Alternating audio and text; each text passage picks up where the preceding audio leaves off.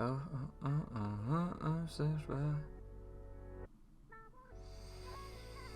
down.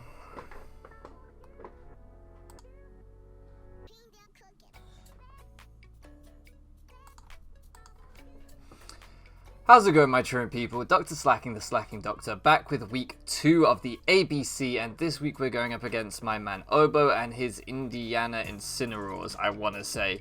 It's on the layout down below, you can see it regardless. We are currently 0-1 in this season, and we have the kind of stall draft that Ben drafted for me, and my man Obo actually has a pretty bulky draft, probably the second bulkiest draft in the league, as you can see here, with like Steeler, Chestnut, Blissey, Latias, and Rotom Frost in particular.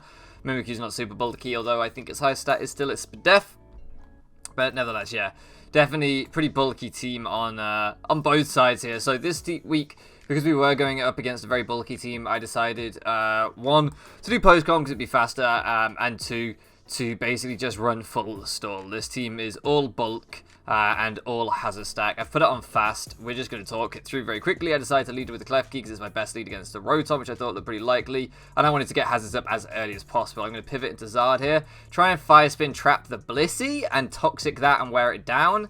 Fortunately, my man is Ockerberry and just Rock Slides and KOs me. We could probably keep this on normal, actually. Here I go into Cradilly, thinking that I would probably wall him, thinking he probably just had like flamethrower or something, which even his son, I think I tanked, and I would be able to just infestation him, then get rocks up and just like lock him in, and that way.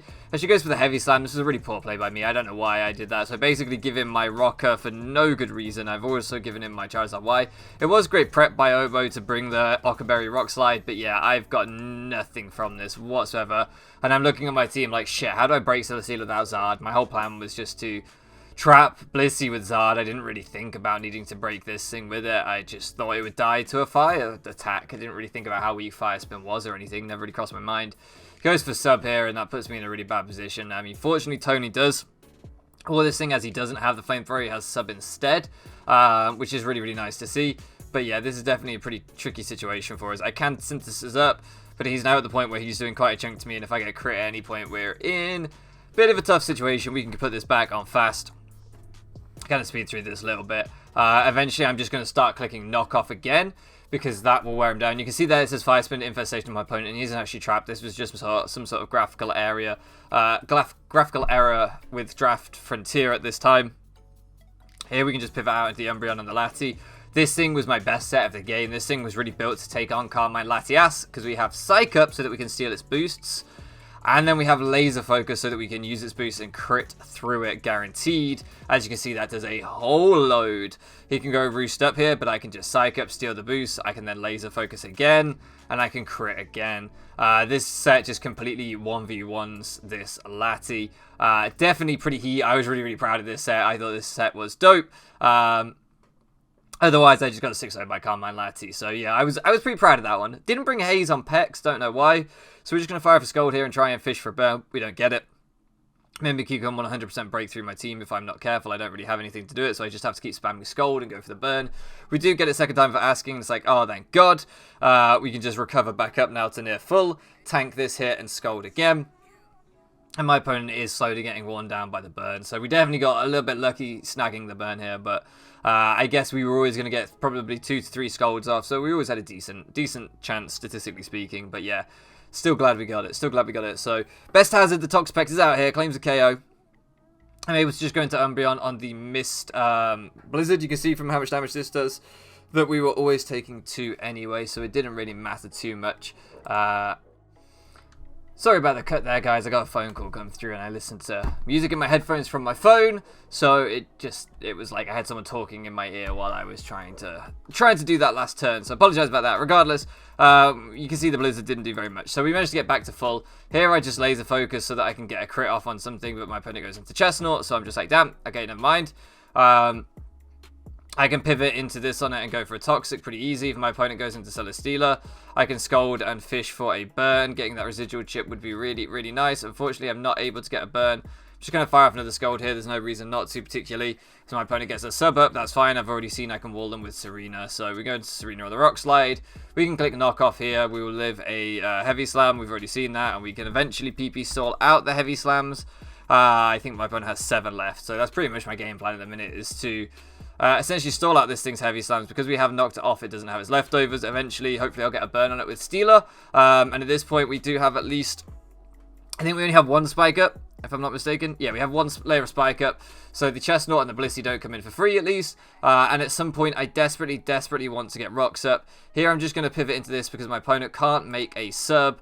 My Serena's at a good range of health at 62. And I can just try and Scold if my opponent wants to go for Leech Seed to try and get a sub up or something. Scold should prevent them from doing that. And I might even snag the burn, which would just help me then permanently stall with Serena and just click Synthesis over and over. Or recover on this thing, essentially. So... my opponent goes out into Blissey, and I'm just going to Toxic it. Yes, it probably has Natural Cure, so it can switch out and get rid of the thing, but I might as well have this thing on a timer, right? At least we will force it out eventually. Here, I can just Psych up and repeat the same thing that I did with the Lati. It's not going to do very much still, but it's going to do something at least. And now my opponent's down at 50%. Yes, they can +1 Psychic me, and they've got a Wish in the air, but it's not going to do too much. I can get rid of their leftovers with Knockoff. And I can essentially just outstall this Blissey. Shock, I'm running a stall team and I'm outstalling things. Here I can pivot into Umbreon because my opponent's either going for Psychic or going to switch out, more than likely, into the Rotom as I completely wall the Chestnut with my Pex, it seems. So here I'm just going to pivot back into Pex as my opponent does go for the Quake, and I'm like, oh shit, I don't completely wall this thing. But I can at least recover up on it. It's not going to be able to KO me. Here, I'm just going to fire off a Toxic on this Rotom because I know that I'll live a T-Bolt, and putting this thing on a timer to stop it just switching in all the time for free is really useful. So I'm going to pivot back into Umbreon here. As my opponent goes out into Chestnut, really good play, and goes for the Drain Punch, another really good play. And I'm just going to let Tony go down because there's not too much that I really want to do here. I could go to Pex, but I don't want my opponent to Earthquake on the read, so it just didn't seem worth it. Here I fire off a Scold as the Blissey comes in. Now, of course, this thing can wish back up to pretty much full, but because I know it's set, I'm just going to come in and get some hazards up. We're going to get all these spikes up. I don't know if the Rotom has Defog. We haven't seen too much, and I can Heal Block on the Wish here to stop this thing from getting too much recovery. Here I can go for spikes, get them up. Then back into Pex on the Drain Punch, which seemed more likely than Quake. I don't know, it just felt like it was going to be a Drain Punch rather than a Quake. But either way, Pex was free. If they went for Quake, I could still recover up on it. It didn't really matter. Here, I'm going to go for a T-Bolt. As my opponent goes T-Bolt, I'm just going to go for a Recover to see if they are choice locked, what they lock themselves into. But also just to get an extra turn of Stall, essentially. An extra turn of Toxic racking up. I want to get as much Toxic damage racking up as I can. I can fire off a Moonlight with the Umbreon anytime and get back up to good range of health, and because of Regenerator Stall on Pex, I'm kind of fine. I'm kind of fine with Pex, just pivoting around. Here I'm going to go back into Klefki.